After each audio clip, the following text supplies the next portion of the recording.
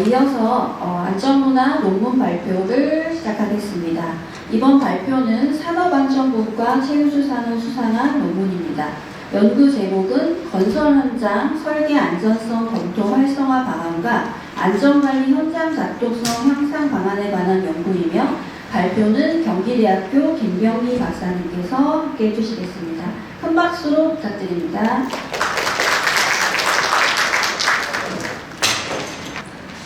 예, 안녕하십니까. 저는 경기대학교 공학대학원 건축안전공학의 석사학위를 마친 김병희입니다. 예, 우선 제가 이런 논문 학술대를 나오게 된 게 너무 얼떨떨하고 또 이제 큰 상을 받게 돼가지고 지금 많이 떨리는 상태인데, 더욱 열심히 하라는 경각을 생각하고 좀 용기를 내서 발표를 해보겠습니다. 저는 현재 지금 대우건설에 지금 재직 중이고, 경기대의 건축안전공학 석사학위를 마쳤고 이제 박사를 지금 지원한 상태입니다. 저희 논문 주제는 건설 현장의 설계 안전성 검토 활성화 방안, 설계 안전성 검토를 하면 디자인 포 세이프티라 해가지고 2016년부터 지금 실시하고 있는 설계 안전성 검토의 법적 사항입니다. 활성화 방안과 안전관리 현장 작동성 향상 방안에 관한 연구로서 DFS 코디네이터 매개 효과를 중심으로 지금 연구를 해봤습니다. 예, 순서는 이론적 배경, 연구 방법, 분석 결과, 결론을 말씀드리겠습니다. 우선 이론적 배경으로는 저희 디자인 포 세이프티 DFS 제도가 현재 미정착되어 있는 상태입니다. 2016년도에 저희 나라에 지금 빠르게 도입이 됐지만 현재 제대로 정착은 되지 않고 있습니다. 현재 사고 사망 난이율도 큰 변화는 없습니다. 이거는 설계자는 DFS를 부수적 업무로 지금 인식하고 있는 실태입니다. DFS의 제한적 효과가 지금 발생하고 있습니다. 적절한 대가 산정 기준이 없고 업무의 질이 낮고 전문 인력 육성도 좀 어려운 상태입니다. 또한 안전 전문성도 좀 부족한 상태입니다. 2009년에 브레이스의 연구를 보면 설계자는 일반적으로 안전과 건강을 자신의 업무로 보지 않는 경향이 있다고 합니다. 현재 안전 전문성이 부족하고 전반적인 문제로 인해서 DFS는 현재 정착이 되지 못하고 있습니다. 따라서 저는 DFS 코디네이터라는 제도를 조금 제안해보고자 합니다. 발주자가 지정한 안전 전문가를 도입해서 설계자와 협력하고 전문가 시각에서 적극적 안전을 실천하는 설계 방식이 필요할 거라고 봅니다. 제 연구와 선행 연구의 차별성은 일반적인 DFS에 관련된 선행 연구는 상당히 많이 있습니다. 하지만 문제점과 참여자의 인식조사가 대부분이었습니다. 따라서 여기서 저는 조금 더 나아가서 DFS 활성화를 위한 주요 방안이 안전관리 현장 작동성 향상에 어떻게 기여하는지를 보고 또 코디네이터를 통해서 매개 효과를 검증해보고자 합니다. 연구의 목적은 방금 말씀드린 대로 DFS 활성화 대책의 실효성을 좀 확인해보고자 합니다. 활성화 대책이 안전관리 현장 작동성에 증진을 시키고 또한 전체적으로 안전관리 패턴화의 중요 자료로 활용하길 기대합니다. 이를 위해서 저는 영국 CDM에서 있는 에릭 프레임워크라는 안전관리 현장 작동성 향상 지표를 갖고 활용을 해보자 합니다. 에릭 프레임워크는 뒤에서 구체적으로 설명을 드리겠습니다. 현재 저희 산업재해 현황을 보면 크게 사고 사망 난이율은 큰 변화가 없습니다. 2016년에 제도가 도입한 이후에도 큰 변화가 없습니다. 또한 중대재해를 볼 때는 떨어진 사고가 55%, 53% 거의 대부분을 차지합니다. 이 떨어진 사고의 특징은 고소작업으로서 중대재해 발생이 쉬운 고위험 작업입니다. 따라서 우선 기본적으로 예방적으로 실제 작업 여건과 작업 기준에 대한 정확한 진단을 통해서 안전한 작업 환경 조성이 중요한 걸로 보입니다. 이 부분도 어떻게 보면 설계 안전성 검토와 맥이 같이 한다고 저는 생각합니다. 우선 에릭 프레임워크에 대해서 좀 설명드리고자 합니다. 영국의 CDM, 건설 안전 관리 규정이라는 법적인 사항이 있습니다. CDM에서는 2015 버전에 보면 설계 단계에서의 안전을 상당히 고려하고 있습니다. 에릭 프레임워크는 엘리미네이트 제거, 리듀스 감소, 인폼 정보 제공, 컨트롤 4단계로 나눕니다. 이 과정을 보면 우선 설계자는 우선 위험을 제거, 엘리미네이트 하고 그 다음에 리듀스, 감소를 강화를 모색합니다. 또한 이렇게 함에도 불구하고 불가피한 잔여형은 설계자와 시공자에게 인폼, 제공을 합니다. 그리고 그 이후에는 잔여형은 효과적으로 컨트롤, 통제를 합니다. 전반적으로 설계 과정에서 안전을 내재화했습니다. 지금 엘리미네이터, 리듀스, 인폼, 컨트롤의 역삼 같은 구조인데 우리가 일반적으로 많이 알고 있는 하이미티 오브 해저드라 해가지고 건설 안전 통제 지표가 있습니다. 이거는 약간 차이가 있는 거는 이건 보조적 도구로서 안전을 통제하는 과정으로서 엘리미네이션, 대체, 서브스테이션, 그 다음에 기술적 통제, 관리적 통제, 그 다음에 개인 보호입니다. 이 부분은 어떻게 보면 위험을 통제하는 보조 지표이지만 제가 말씀드리고자 하는 에릭 프레임워크는 설계 단계에서부터 위험을 어떻게 줄여갈 거에 대한 구체적인 사항입니다. 이 사항이 CDM 2015에 보면 예를 들면 이 에릭 프레임워크가 그대로 법에 적용이 되어 있습니다. 디자이너스 must eliminate risk entirely if possible. 그러니까 설계자는 가능한 위험을 완전히 제거한다는 게 구체적으로 명기가 되어 있습니다. DFS 코디네이터의 제도에서도 더 한번 얘기를 해보고자 합니다. 영국 CDM 2007 개정 시에는 기존 대리인 제도 대신 코디네이터의 도입을 법적으로 제시했습니다. 다만 우리나라는 2016년도에 DFS를 도입할 때 코디네이터의 역할과 자격에 대한 어떻게 보면 이 집단의 이견차로 적용이 보류가 됐습니다. 반면 싱가포르는 DFS 코디네이터 양성과정을 운영하는 등 코디네이터 제도를 적극적으로 활용하고 있습니다. 영국의 사례를 구체적으로 보면 2007년에 CDM 개정 시에 DFS 코디네이터를 제도를 도입했을 때 이 코디네이터에 대해서는 발주자가 선정하는 구체적인 발주자의 책임이 강조되고 있습니다.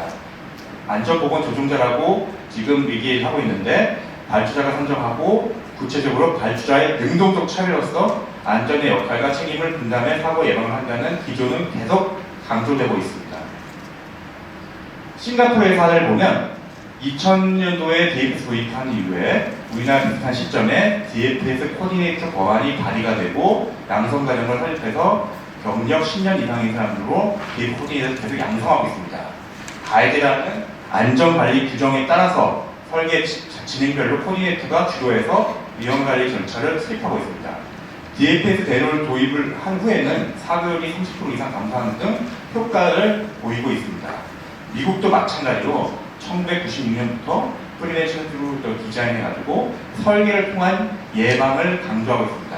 설계 단계별 30%, 60%, 90% 단계별로 설계를 통한 예방을 진행하고 있습니다. 이 부분을 적극적으로 장려하고 있습니다. 펄베너의 연구에 따르면 안전 설계가 결과적으로 비용 품질을 개선하여 혁신을 촉진한다는 것도 보여주고 있습니다. 선행 연구를 보면 우리나라는 2016년도에 시스템 안전 관리 목적으로 설계 안전성 목표가 도입되었고 건설 기승지능법상에 법적으로 명시가 되어 있습니다. 유명한 타임 세이프티 인플루언스 커브 신바스키의 그 그래프에 보면 설계 초기에 안전 효과가 극대화된다는 걸 알 수 있습니다. 설계 안전성 검토 대상은 법적으로 이 항목에 의해서 지금 준수하게 되어 있습니다. 선행 연구를 우선 검토해 보면 안전성 검토의 중요성에 관련된 선행 연구는 상당히 많이 있습니다. 설계 초기부터 안전 설계의 필요성과 전문성을 전문가의 참여가 필요하다는 등 많은 부분에서 설계 안전성 검토에 대한 중요성에 대한 선행 연구가 있습니다. 또한 마찬가지로 DFS 활성화 방안에 대한 연구도 많이 있습니다. 전문인력이 부족하다, 경제성 측면에서 대가 산정 기준이 부족하다, 실시 설계 단계 80%에 있어서 실효성이 부족하다 등 많은 연구자들이 설계 안전성 검토의 활성화 방안에서도 많이 연구를 했습니다.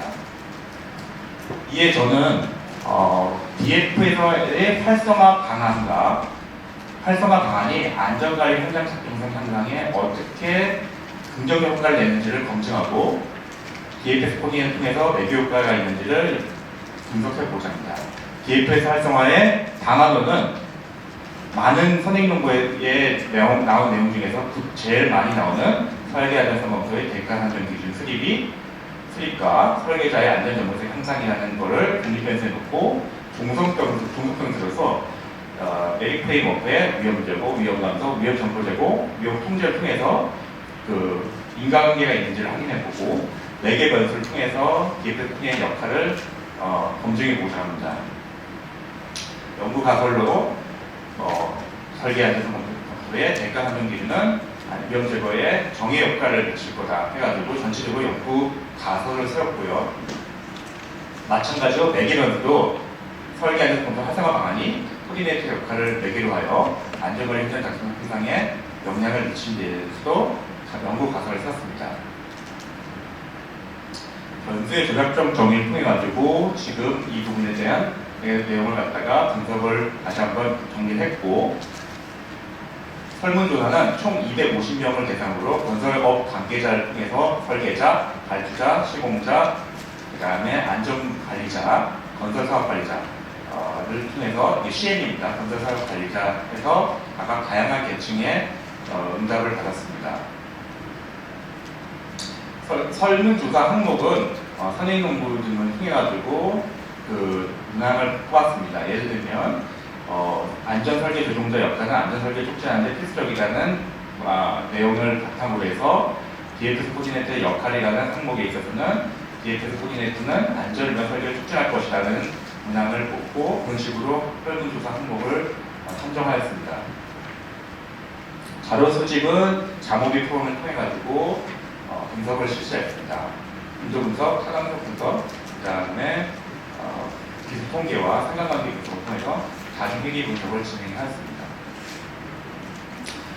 여기를 보면 인식조사를 우선 첫 번째로 말씀드리고 싶은데, 설계 안전을 위한 설계가 필요하다고 생각하는 것에는 대부분의 사람들이 동의했습니다. 87%가 안전을 위한 설계가 필요하다고 생각했습니다. 반면 설계 안전성 검토를 경험했다는 내용은 대부분이 63%가 또 모른다는 응답이 있었습니다.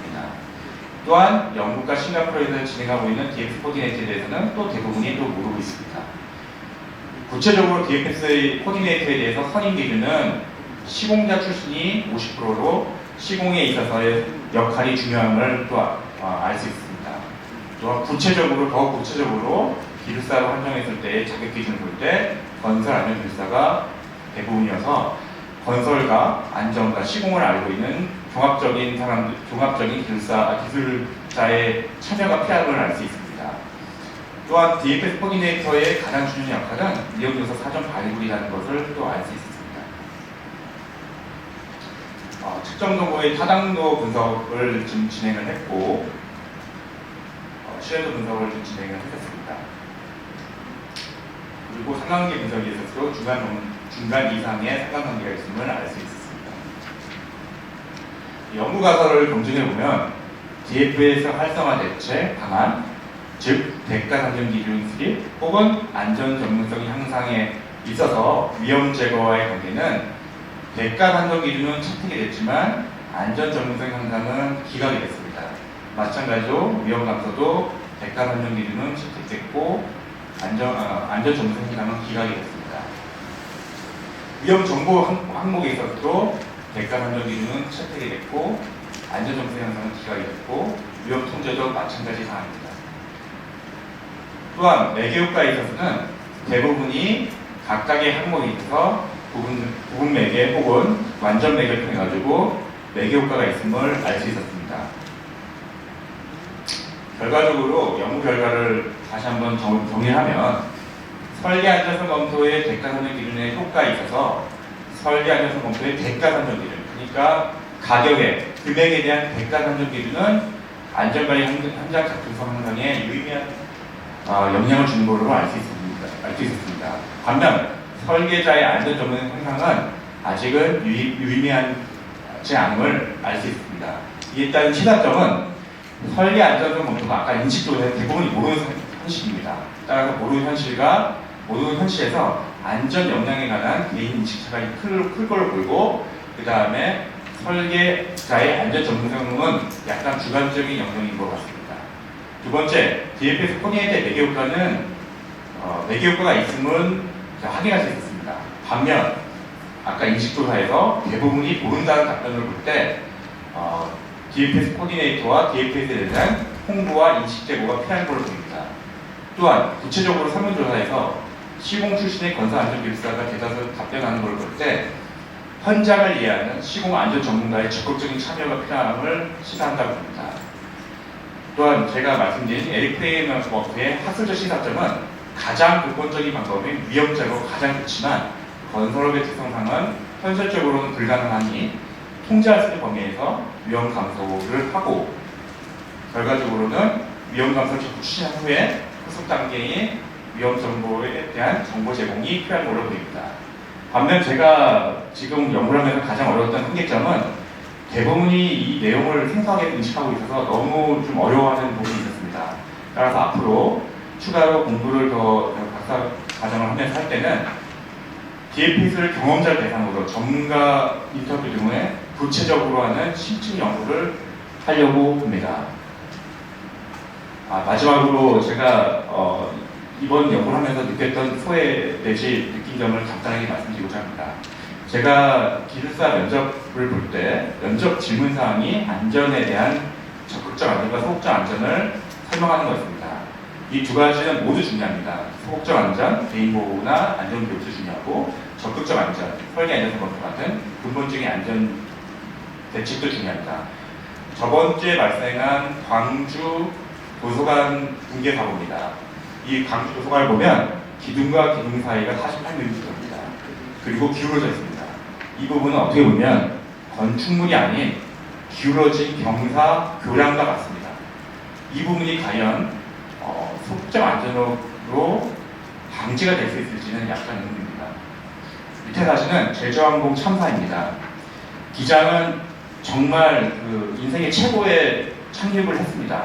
하지만 마지막 부분에서 로컬라이저의 그 설계 법적으로 문제가 없는 둔턱이 있었습니다. 따라서 둔턱에 충돌을 함으로써 큰 대형 참사가 발생했습니다.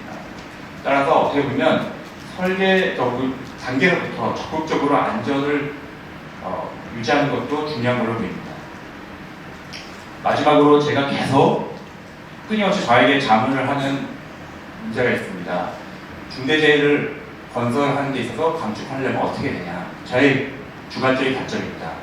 우선 첫 번째는 설계 안전성 검토를 정착해야 된다고 봅니다.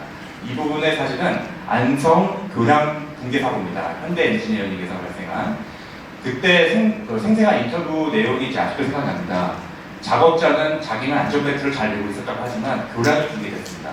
따라서 근본적인 안전에 대한 설계 단계에서부터의 적극적인 고려가 필요할 걸로 보입니다. 또한 또 한 가지 축은 제가 그 신호를 대기하면서 7층 상장의 그 어떤 상가에서 간판을 부착하고 있는 모습을 사진 찍었습니다. 근로자는 헬멧과 그 다음에 안전벨트를 매지 않습니다. 이 부분은 아마 자영업을 하는 근로자일 것 같은데 대부분의 중대재해는 소규모 현장에 발생합니다. 따라서 저희도 어떻게 보면 사회적 공감대를 통해서 근로자의 책임도 어느 정도 강화되는, 의무가 되는 방향으로 바뀌어야지만 한 단계 더 도약할 수 있을 거라고 봅니다. 따라서 교통사고와 같이 과실비율을 따진다든지 뭔가 의무가 따르느냐에 따라서 책임을 더, 권리를 더 주장할 수 있는 문화도 토대가 마련해야 될 거로 봅니다. 마지막 한 축은 안전문화입니다. 이 사진은 1996년, 그러니까 지금부터 30년 전의 모습입니다. 이경구가 간다에서 양심 냉장고를 해가지고 정지선 지키는 활동이었습니다. 지금 나가서 보시면 정지선을 다 대부분 차량들이 다 지키고 있습니다. 그만큼 30년 동안 성숙된 상황에서 어떻게 보면 공익 예능을 통해가지고 적극적으로 홍보를 했고 문화가 그만큼 성숙했다고 봅니다. 따라서 이 모든 것을 아우랄 수 있는 것은 안전문화의 확산이고 그에 따라서 지금 저희가 지금 몸담고 있는 안전문화 학회가 다시 한번 중요함을 느끼게 되었습니다. 네, 이상으로 발표를 마치겠습니다.